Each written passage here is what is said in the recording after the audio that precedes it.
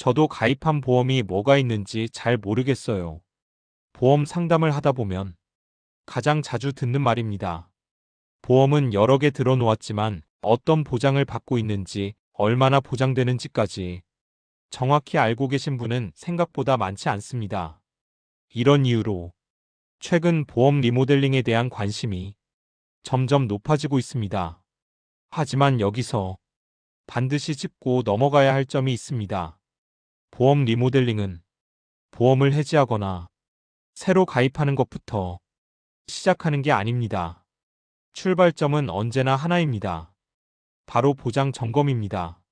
먼저 내가 과도한 보험료를 내고 있는 건 아닌지부터 확인해야 합니다.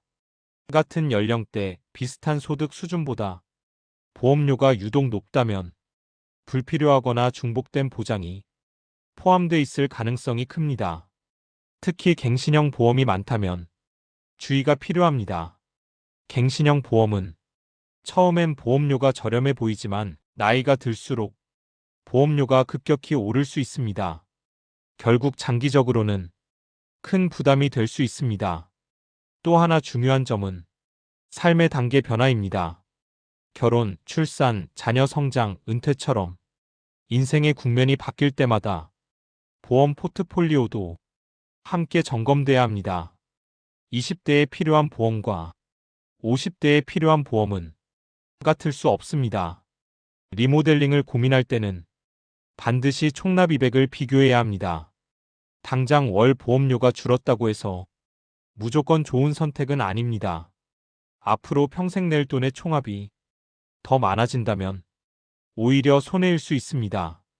일반적으로는 핵심 보장은 비갱신형으로, 갱신형 보험은 보완용으로만 가져가는 구조가 보다 안정적입니다. 비갱신형 보험은 납입이 끝나면 추가 보험료 인상 없이 보장을 유지할 수 있다는 큰 장점이 있습니다. 또 하나 반드시 고려해야 할 기준은 현재의 건강 상태입니다. 과거 질병 이력이 있다면 새 보험 가입이 제한되거나 보험료가 크게 오를 수 있습니다. 이런 경우에는 기존 보험을 유지하는 편이 더 유리할 수도 있습니다. 특히 현재는 가입할 수 없는 옛날 보험의 좋은 특약들이 이미 포함되어 있는 경우도 많습니다. 이런 보험을 무작정 해지하는 건 상당한 손해가 될 수 있습니다. 또 가족이 대신 가입해준 보험, 개인보험, 직장 단체보험까지 모두 합쳐보면 보장이 겹쳐 있는 경우도 흔합니다. 의료기술은 빠르게 발전하고 있습니다. 과거 약관에는 없던 신의료 기술과 시술이 계속 등장하고 있습니다. 보장 범위와 면책 조항, 대기 기간을 꼼꼼히 확인하지 않으면 나중에 분쟁으로 이어질 수 있습니다. 여기서 반드시 강조하고 싶은 경고가 하나 있습니다. 무작정해지는 금물입니다. 이미 납입이 끝난 비갱신형 보험은 유지하는 것이 유리한 경우가 많습니다. 반면 리모델링을 빌미로 기존 보험을 해지하게 만든 뒤 유사한 새 보험으로 갈아타게 하는 승환계약 영업은 대표적인 불안전 판매 유형입니다. 만약 부당한 승환계약에 해당한다면 일정 기간 내에 기존 계약의 부활을 청구하고 새 계약을 취소할 수도 있습니다.